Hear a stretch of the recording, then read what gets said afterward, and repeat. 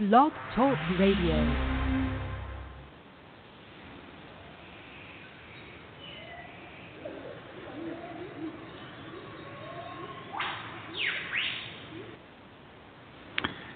Hello, everyone. I'd like to welcome all of you back to Ohio Exopolitics. I'm your host, Mark Snyder. I'm going to start the show out this morning playing some clips concerning recent events. I won't give it any more introduction than that, but stand by while I make a few adjustments, and then you'll understand why these are important concepts, I think.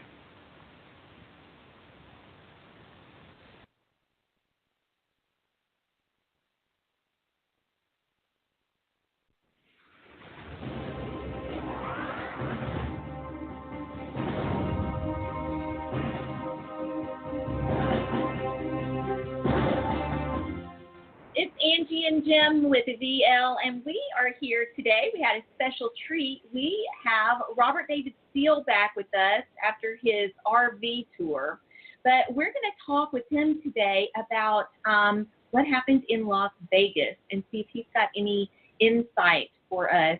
Hi, Robert. Thank you for being back with us. Welcome back. Long time. Jim, I'm glad to be back. You both look great. I will never forget that you helped me get our Unrigged program started. You were one of the biggest voices. Thank you. Well, thank you for saying that. Yeah, we're happy to do that.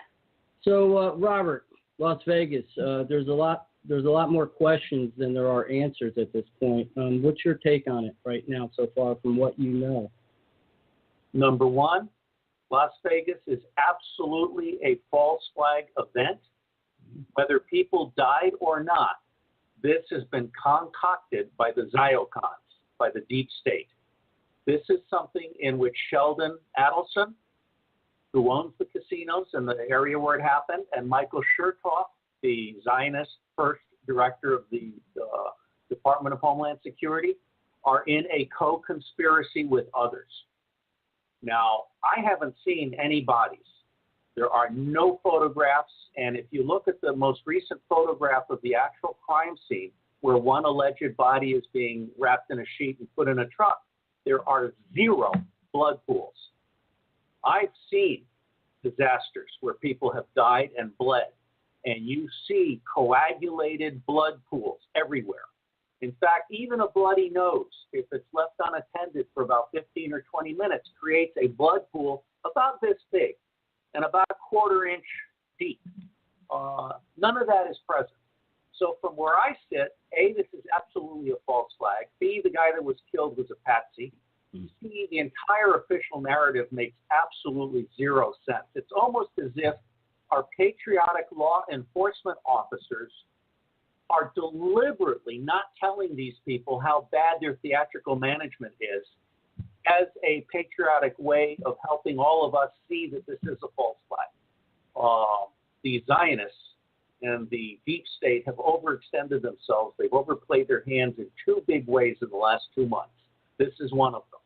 The other one is the legislation before Congress, which makes it a felony to criticize Israel and call for the boycotting of Israeli products and so forth. Every single senator and member of the House of Representatives who has co-sponsored that bill should be thrown out of office by anyone who cares about the U.S. Constitution and restoring the Republic and America first. Las Vegas is about Israel first. Las Vegas is about the deep state wanting to take away our guns. Las Vegas is about the deep state being deeply worried about what happened in Barcelona. And I have put together a post. The memorable tiny URL is Las Vegas False Flag. So tinyurl.com/Las Vegas False Flag with the first letter in each of the 4 words capitalized. Las Vegas False Flag. And I have put there the epic references on false flags. I've put together some of the best videos on false flags, and I'll add this one with you. But Jordan Sather remains one of the stars, one of the rising stars. Holistic analytics on YouTube. Yeah. I deeply admire this guy. So that's one of the first videos. I've also got from one of my deep web guys a conversation that took place in the deep web on the 10th of September, announcing that Las Vegas was going to have a mass casualty event in October. Okay, so all of that is at tinyurl.com/Las Vegas false flag. Okay. My bottom line is this is something that if the director of the FBI allows it to stand and does not correct the record with the public, this is one of the final straws for American citizens who are now beginning to wake up and understand that our government is not in friendly hands. Broadcasting the information the mainstream media won't touch. This is The Richie Allen Show in association with DavidIke.com. A lot of tweets, of course, about Las Vegas. Spoke about it briefly in the monologue. Wanted to wait until we had our next guest on. He's been on the program several times before. We like him. He's a former CIA officer, of course, and the CEO of Earth Intelligence Network. He was recently on the program talking about his initiative, Unrig, which is very interesting, a non-profit civics education campaign, which, of course, within which, of course, he was joined by former Georgia Congresswoman Cynthia McKinney, a really, really important initiative as well. We might talk about that in a few minutes' time, but we want to talk about Las Vegas. Let's welcome back to the show our friend Robert David Steele. Robert, welcome back. How are you? Richie, glad to be with you. Are we only audio or just video also? We're just audio today, my friend. I'm too ugly for TV. You're gorgeous, but I'm too ugly for TV, so you can switch off the old TV camera there. Thanks, Robert. Robert, your initial thoughts then, straight up, on what you've seen in the last 2.5 days. Stephen Paddock, 64, dozens killed, hundreds injured. The reaction to it, the media coverage of it. What are your thoughts so far? What do you think? Number one, it is absolutely a false flag associated with a FEMA drill that has been taking place for several days. It is a false flag. Number two, there is absolutely no evidence that anyone other than Paddock has died. Number three, I'm sure that Paddock, if his hands were tested, would test negative for gun residue, just like Lee Harvey Oswald in Dallas. He's a patsy. What we don't know is whether people have actually died. The entire official narrative is absolutely a lie. I don't know either, and I was glad to read in the article that you sent me today, and I suppose it's grown-up journalism. You did say that you have no direct knowledge, which is fair, very fair premise at the outset, and I really appreciate that. I obviously have no idea either, and I'm certainly not going to contradict you here. If I had to make a bet on it, I would say they probably killed some people. I think some people might have died. Again, I can't back it up. I'm interested, Robert, in some of the videos that have come out, and you've alluded to them in your article, which I'm going to tweet out now to our listeners. Well, I've put a couple of videos. Yeah, in there. interesting. Yeah. Talk about those videos. All right. Well, let me say a couple of things. First off, I am absolutely certain in my own mind that we were warned by 13 countries about 9/11 months in advance. Dick Cheney scheduled a national-level counterterrorism exercise for the day of 9/11, and Dick Cheney personally oversaw the murder of 3,000 U.S. and other citizens in New York and the Pentagon to suit the Ziocon, the Zionist neoconservative goals. There's no question that these people will murder up to 3,000 people in order to get their way, and they'll get away with it because the acting director of the FBI and the new director of the FBI, their entire job, this was Mueller. Mueller's entire job as director of the FBI was to keep Dick Cheney from being found out. So I'm very disgusted with these people. As to whether people died or not, we just don't know. The fact is, all of the evidence suggests that no one died. There are no blood pools, and the videos that purport to show people that are wounded, the one that's going around from this leak channel, is nonsense. First off, it's a very narrow cast thing. There's no wide area survey. There's no scene of lots of bodies spread around. It's almost like they're following a trail of breadcrumbs. But more tellingly, the person who's examining them keeps saying, no entry wound, no exit wound, cannot treat. No entry wound, no exit wound, cannot treat. Newsflash, crisis actors. That's my best guess right this minute. You see, I can't argue with that. I don't want I don't want not to argue with you, but I can't argue because I've seen Well, and look at the video of the taxi scene. The way in which that camera was managed was very carefully calibrated to avoid showing the people. It was almost like a crisis action script, and the taxi was actually positioned, waiting for the event to begin, and for these people to then so-called rush into the taxi. Yeah. All of this, I've run a false flag for the CIA. Nobody died in mine. All of this absolutely reeks of a false flag event. And I really have to stress, there is no way on God's earth that Paddock fired a bullet into that crowd.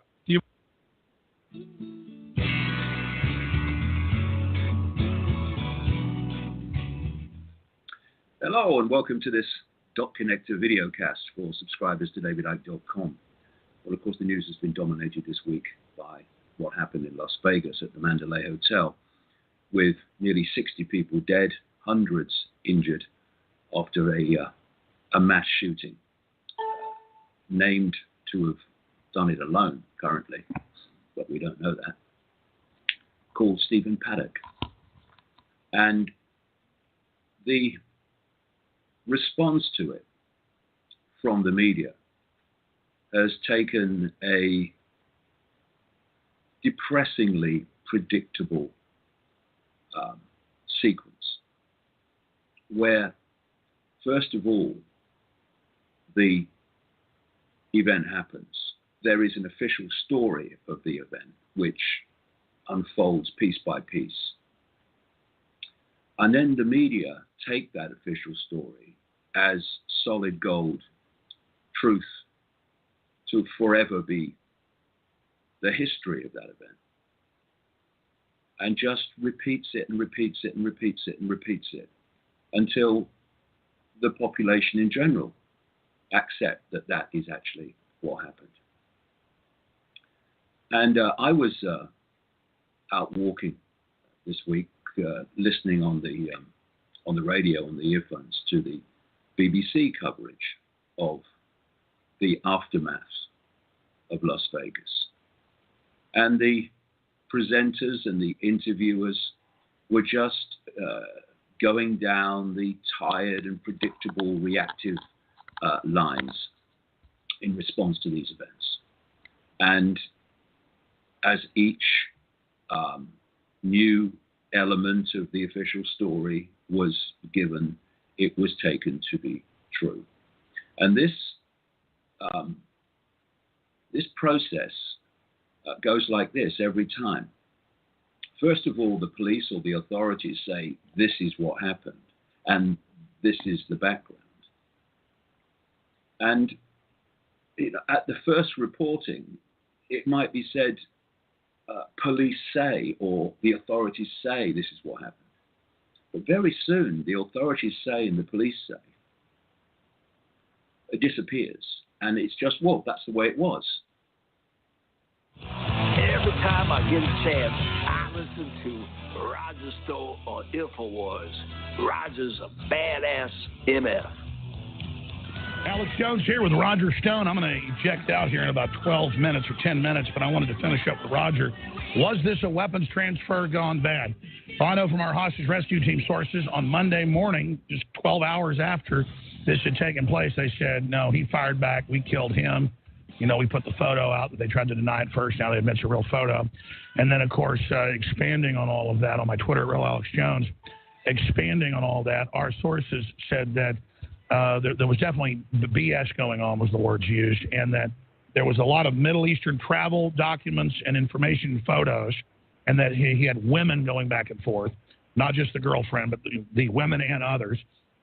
And now we know she had like 2 husbands going to the Middle East, going to the Philippines with the big Al-Qaeda, ISIS uprisings. He had millions and millions of dollars, just gambled all the time, was traveling back and forth in and out of the country, obviously using the casinos to launder the money. That's what they use those for.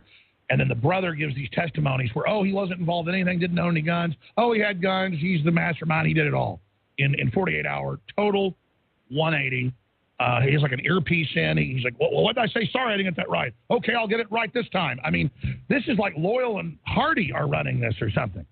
So I've never seen anything like this. All I know is They're trying to blame gun owners when it was patriots that got targeted. They're making their move. The Democrats have said they're going to have a huge uprising in October, November. It's here, Roger. I mean, we've laid all this out. We've told folks it's here, and now I have Colonel Schaefer of the CIA, high level, and we've got top psychiatrists from the federal government that have examined these people, and they're saying clearly he's Antifa. Clearly it's the MO to trigger a helter-skelter revolution. Clearly the Democrats are saying #hunt Republicans. They've created the climate. This is an incredible time to be alive, where they target patriots and then blame us for it. Roger, what's your gut tell you? Because this is just so bombshell. Well, yesterday, Alex, as you know, on the War Room, we aired a video that we found at YouTube that clearly shows Paddock, the shooter, attending an anti-Trump rally. A woman refers to him by his first name, Stephen. He answers to it, making it even more obvious that he has a leftist connection. And if it's not him, it's his twin brother. I mean, the video is conclusive. It is him, or it's his twin brother. There's no question about it. And, you and I both remember back in 1963 when the mainstream media came out almost immediately and said Lee Harvey Oswald, lone nut, communist, came from Russia, and so on. And that became the official narrative. That won't work anymore. It's not 1963 anymore. Now people can harness the power of InfoWars, the power of the internet, and a dozen other alternative media Well, let's say it. I mean, it's the autistic keyboard army. The media says we say that meanly. No, they call themselves that. That'll do it 25 hours a day. I know there's only 24. It's a joke for the Young Turks. I don't know how many hours are in a day. That 25 hours a day, it's like 110%. That they will go in there and find every piece of data. You cannot stop them. No, it's actually exciting in the sense that it's a tragedy, of course, that this awful loss of life. But what we're seeing is citizen democracy in action. We no longer have to buy the BS of the mainstream media who will give us the government sanitized version of what happened in Las Vegas. We will, collectively, we will get to the bottom of this, and we will find out exactly what happened. That's right. It's an information total revolution, like 1776, but squared to the next level. It's beautiful. It's incredible. It's unstoppable. Well, and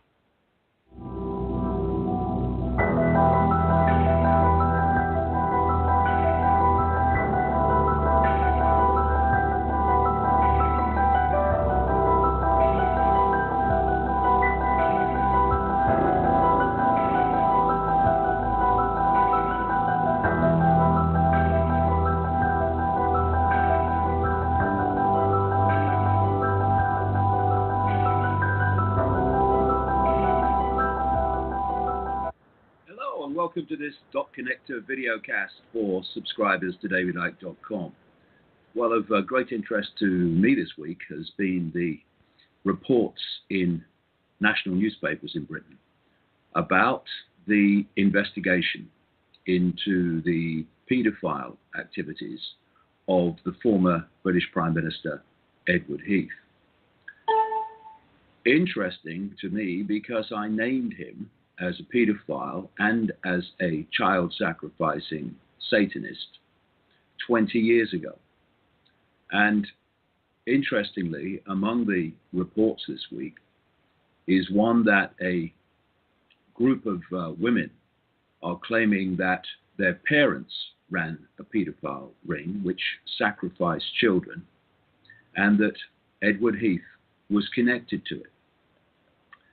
Of course, when you see these reports and the people that write them, what surrounds them is incredulity, bizarre, fantasy, and such descriptions are everywhere when these things come out. But when you've been investigating this for a long time, in my case from the mid-1990s, then these things become commonplace in the sense of the number of times that you've heard them.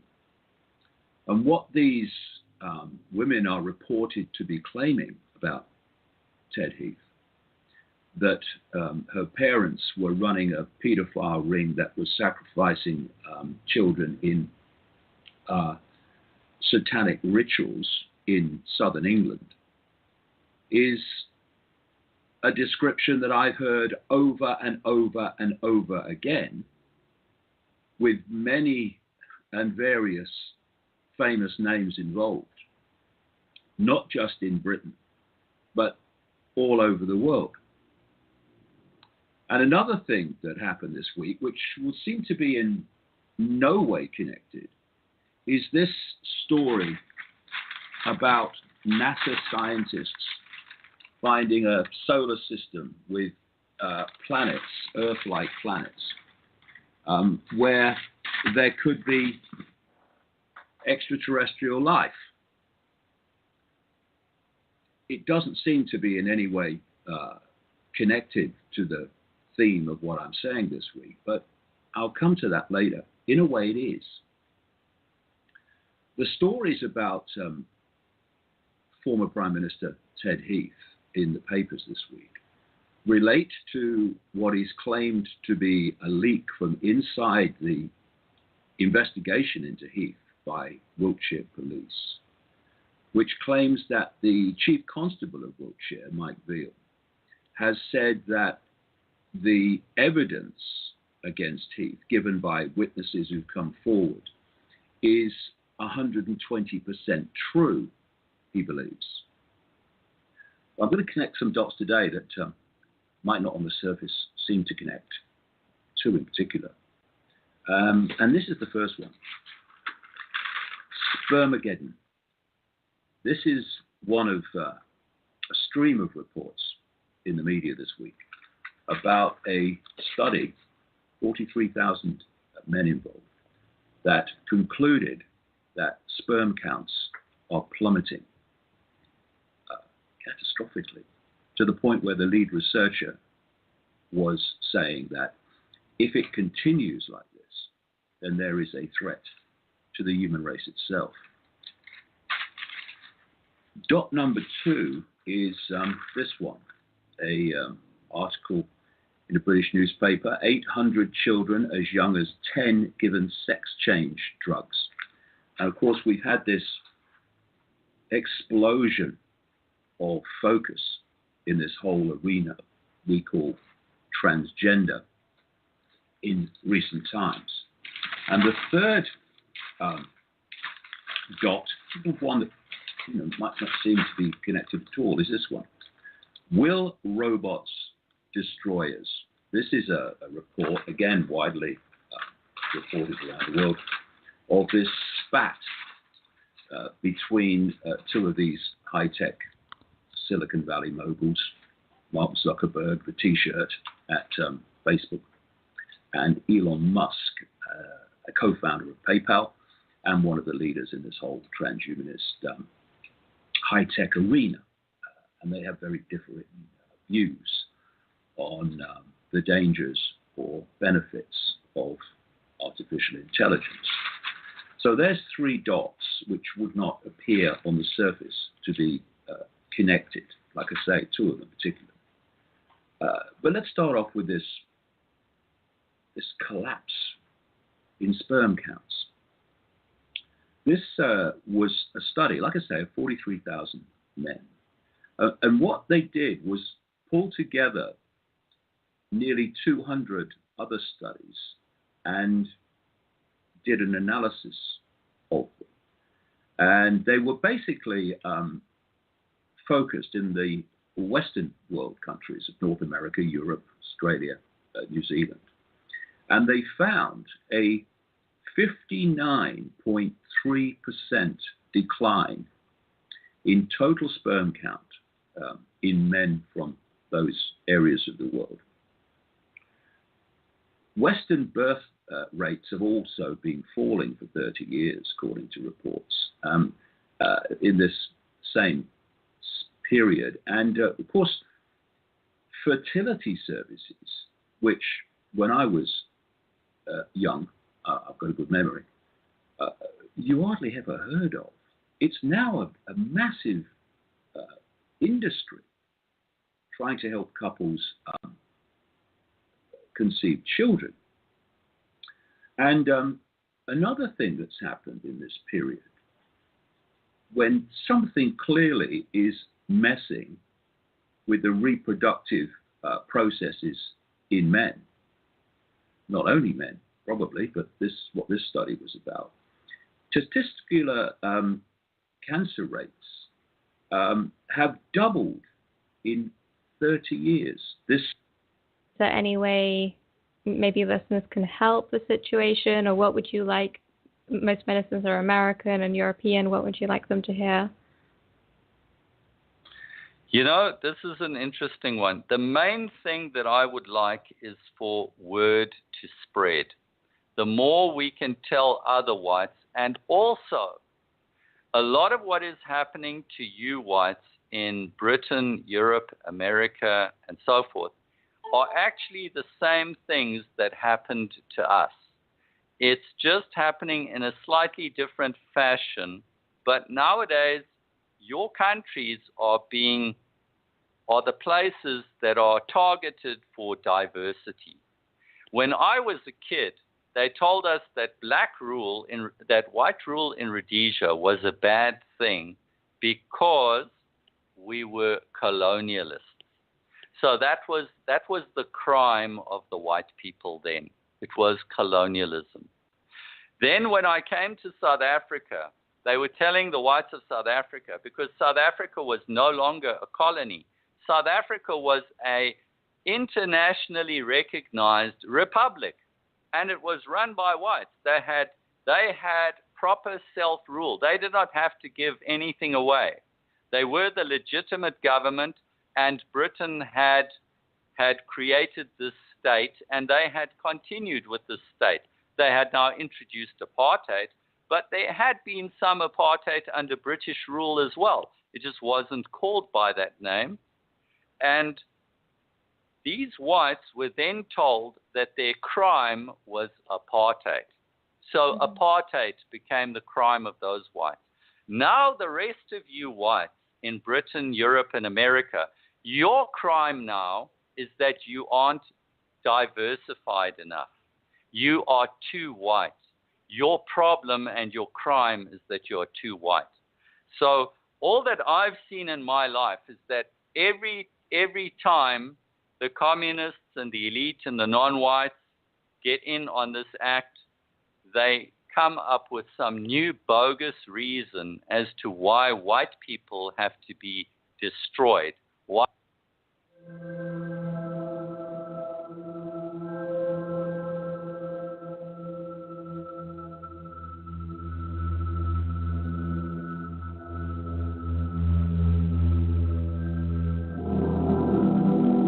How would you feel if everything you knew about the world was wrong? What if behind our democratically elected leaders was an elite society, a secret society, that's been running the affairs of the planet for hundreds, possibly thousands of years?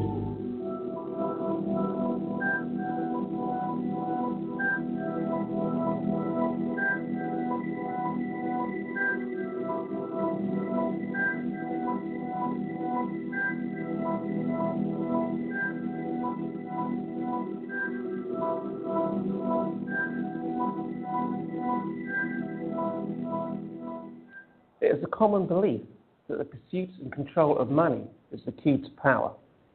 You need look no further than the back of a dollar bill, a symbol of the wealth of the world's only superpower, to see how influential a secretive group such as the Freemasons actually are. On the back of this note, which passes through the hands of hundreds of millions of people every day, you will find the American seal, a pyramid with an eye, an ancient symbol of Freemasonry.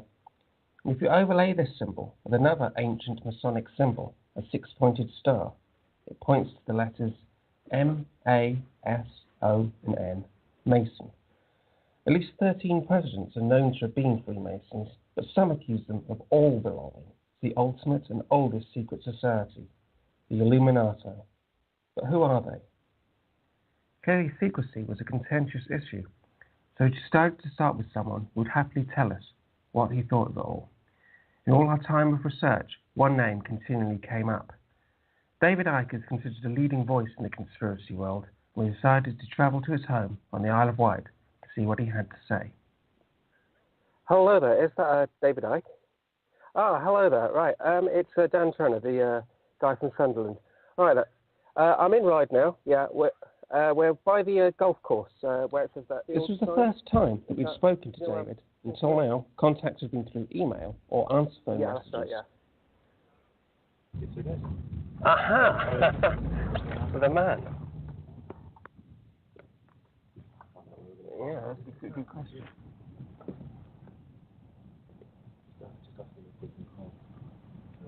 Okay.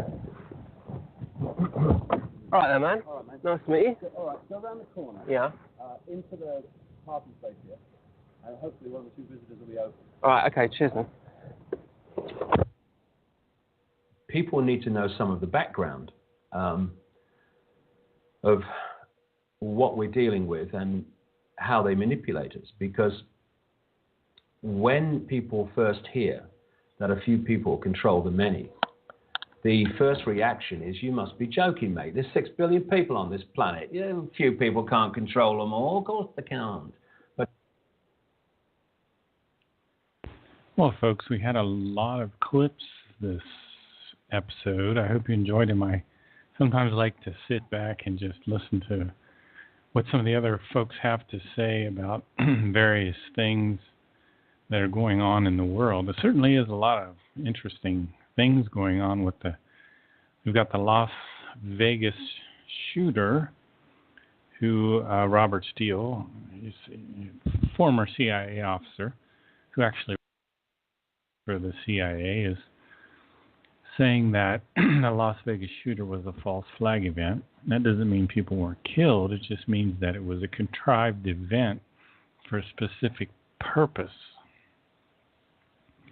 In this case, probably gun control. It seems that the powers that be, whoever they are trying to set up a kind of an Orwellian, totalitarian, tyrannical state, and they're well on their way to doing that. We also talked a little bit about the beginnings of this transgender movement and the decrease in sperm counts.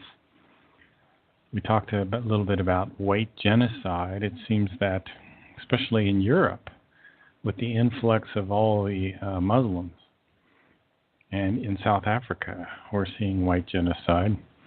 And then we finished up there with David Icke talking about the global elite.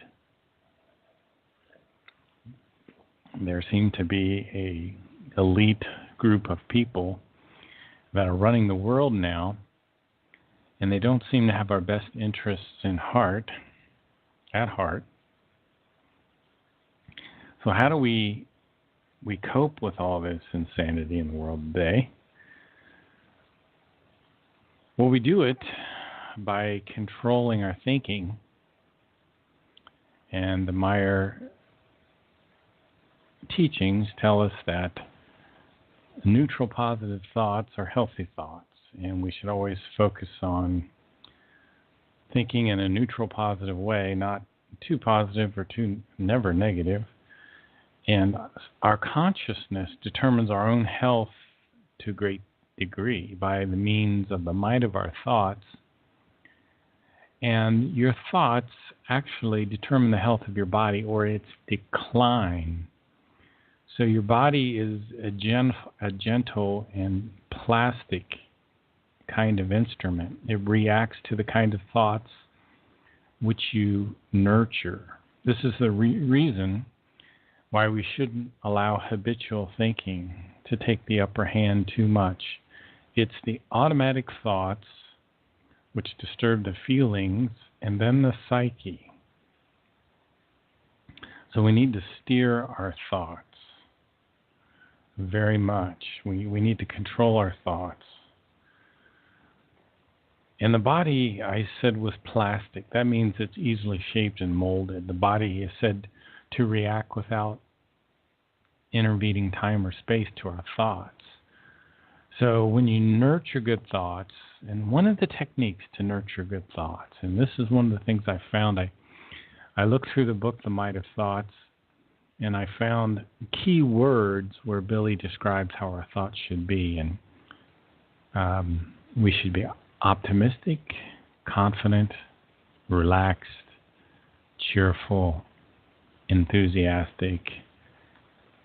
We should persist, persevere, endure, and be calm. Let me go through those again. You can tell yourself, I am confident, I am optimistic, I am relaxed, I am cheerful, I'm thankful, I'm enthusiastic, I persist, I persevere, I endure, I am calm.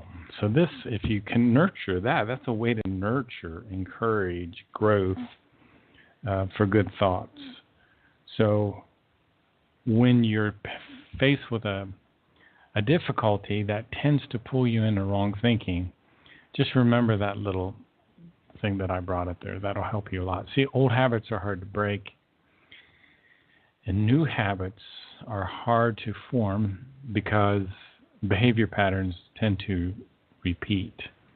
So what I'm doing by repeating these statements, I am confident, I'm optimistic, I'm relaxed, I'm cheerful, I'm thankful, I'm enthusiastic, I'm in harmony, I persist, I persevere, I endure, I am calm.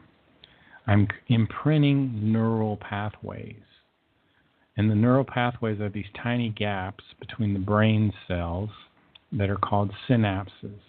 And the electrical signal has to jump across the gap or the synapse. So that's what I'm doing there. I'm imprinting, I'm nurturing, I'm clarifying these synapses. I'm building these healthy, positive synapses. So if you're having a difficult time in your life, if you're facing some really challenging circumstances, then learn to build these neural pathways in your brain. And the first trip across the gap in the synapses is the hardest. But as we move across the gaps more and more, it becomes easier and easier to move across the synapse. So learning is about creating and strengthening these pathways through our brains. So that's what we're doing.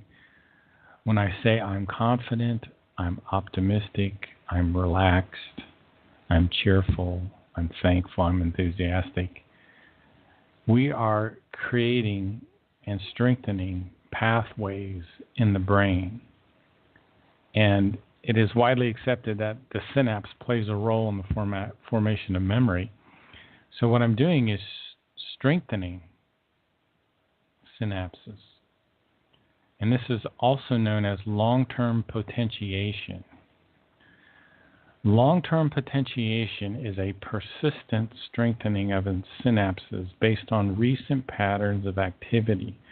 So what we're doing here in terms of the technical term, in terms of psychology or psychiatry and studying the brain, is we're doing a long-term potentiation. So we're strengthening the synapses. We're saying, I'm confident, I'm optimistic, I'm relaxed, I'm cheerful, I'm thankful, I'm enthusiastic, I'm in harmony, I persist, I persevere, I endure, I am calm. And pretty soon, you're getting rid of the sick, bad, negative thoughts and feelings. And that will help your body. When we are pessimistic, remember I talked about optimism there, but when we're pessimistic, we are tending to see the worst of things or believe the worst will happen. You never ever want to do that, because optimists do live longer. Having a positive attitude lowers your risks of heart attacks and things like that. So the origin of the thoughts forms various factors which deal with our wishes and desires. So we have to think about the origin of our thoughts. What is causing these thoughts that we're having? If you're having good, clean, neutral, positive thoughts, then you're great. Your psyche will not be harmed. You don't want to degenerate into a negative or a positive imbalance. The goal is always to maintain a harmony in the psyche. So we want to affirm these things that we know. Affirm means to offer emotional support and encouragement. So you want to be your own best friend. You want to fulfill your duty to yourself. What we're learning here is encouraging ourselves. Interesting concept, isn't it? We are learning to fulfill our duty to ourselves. You know, I was reading material from the Might of Thoughts book, but there's another great book. It's called The Way to Live, and it's in the German. It's called Die Art zu Leben. It was a book written between 1995, November 8th, and January 8th of 97 by Edward Albert Meier. It was translated by Vivian Legge and Dyson Devine into English. And keep in mind that there's always the evolution code in Billy's German spiritual texts.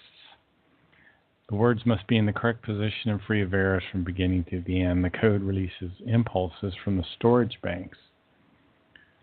So reading some of this stuff in the German is very, very helpful. So we need to remember to fulfill our duty to ourselves. We need to be benevolent, honest, never turn your back on yourself, be kind-hearted, no feelings of inferiority. I have to always remind myself of that. No bitterness, no self-abuse, no flattery either. Don't devote yourself to your passions. Truly, whoever always hangs around beyond his own house becomes a stranger in his own home and his own family. So another thing maybe we could put on our list here is don't be hanging out in bars and stuff. Also, be careful about boredom, because boredom is a sign of something wrong within your point of view. So we need to be our best friend. We need to fulfill our duty to ourselves.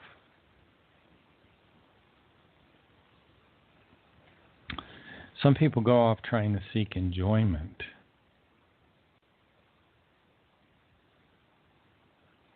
Your closest and best friend is yourself. Let me read this here. It says, constantly guard yourself against neglecting or even disregarding or disowning your best and truest and closest friend, namely yourself, with whom you are closest always and for all times. Therefore, never neglect yourself and esteem your own friendship to yourself. Be caring, open, and honest towards your inner friend, which is yourself. To yourself and to your own eye, constantly concern yourself with never turning your back on yourself, and thus neither on your inner friend, who you certainly always need. And it's interesting. If you fulfill your duty to yourself, sometimes your problems with friends and family and pets and things like that will also fall in line, because a lot of times if your thoughts are getting negative, you're just making things worse. Don't devote yourself to your passion, because you'll end up like someone running through the smoldering desert, dying of thirst. And others will respect you when you respect yourself more. Don't do things in a hidden way. Always be upfront. Boredom, again, is something to look at. If you're bored, you need to start striving more. Striving is one of these creational natural laws. And if you're not living under the law of striving, then you're not going to be happy. The creation itself, as well as all its creatures, envies and heighten, is imbued with the power of striving. in order to attain success. So you should always be striving at something. And you don't have to be killing yourself. The goal here is to be neutral positive in your thinking, even when you're striving. So if you get out of balance when you're striving, you're not doing things the way you should. You're not doing things in the most productive way. You should enjoy your work. It's all about your thinking, and the power that the thinking uses does not stem from you. It streams from your spirit into our consciousness out of the expanse of the universe. So somehow our thoughts get their power from the spirit of the life of the creation. The power of our thoughts literally comes from creation, which is an incredible idea, an amazing thing. Just as a side tangent, take some time in the morning to read the Meier material, because it says here, the best time for studying is always early in the morning when the consciousness is still fresh. So if you can read a little bit of the Meier information before you go to work or start your day, this is a really good thing to do.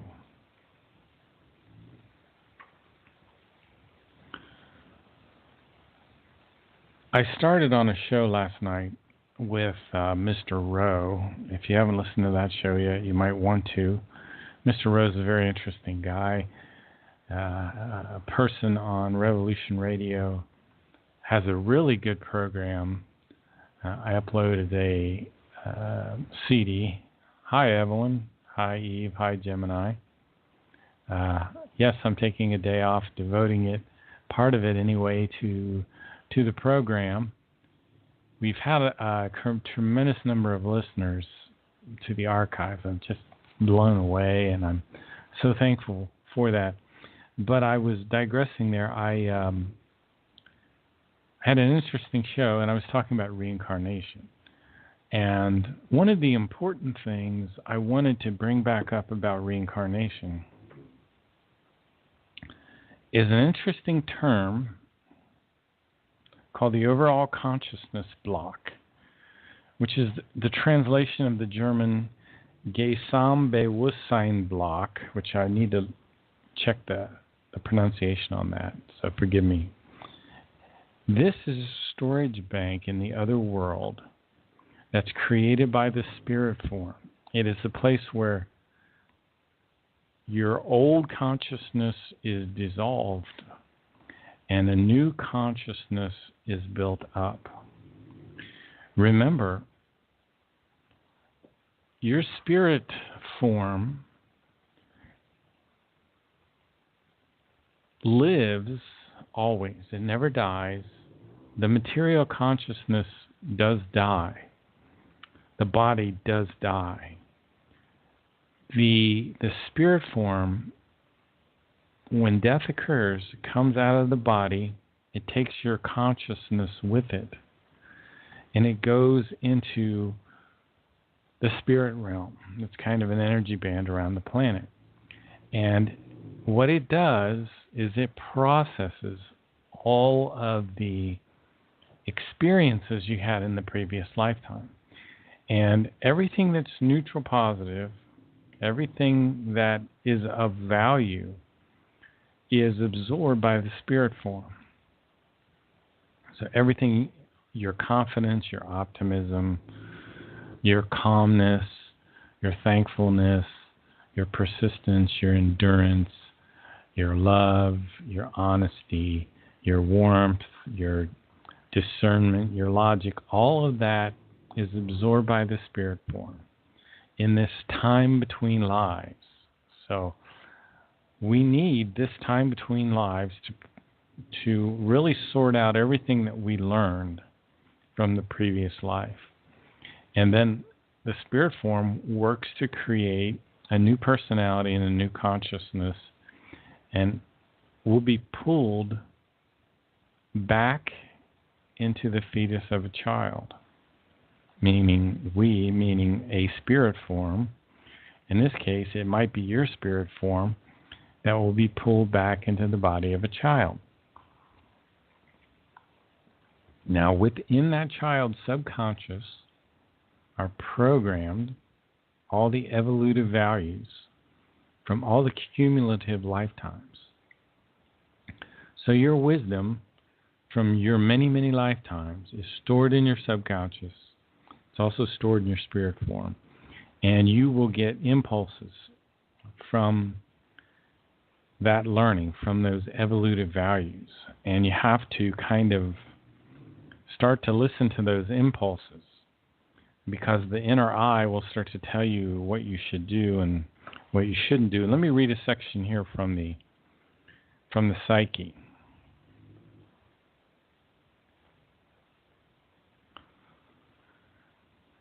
In order to reach the high evolutionary level mentioned, the human being must have already lived through his or her seemingly endless reincarnations of 42 million years of his evolution. It can be 40 to 60 million years of reincarnation into a physical body, according to things that I've read. However, this is not true for any one human life form on Earth, and also not for any spirit form belonging to the higher sphere of Earth, because the human beings of Earth themselves, those created on the Earth, are still so young.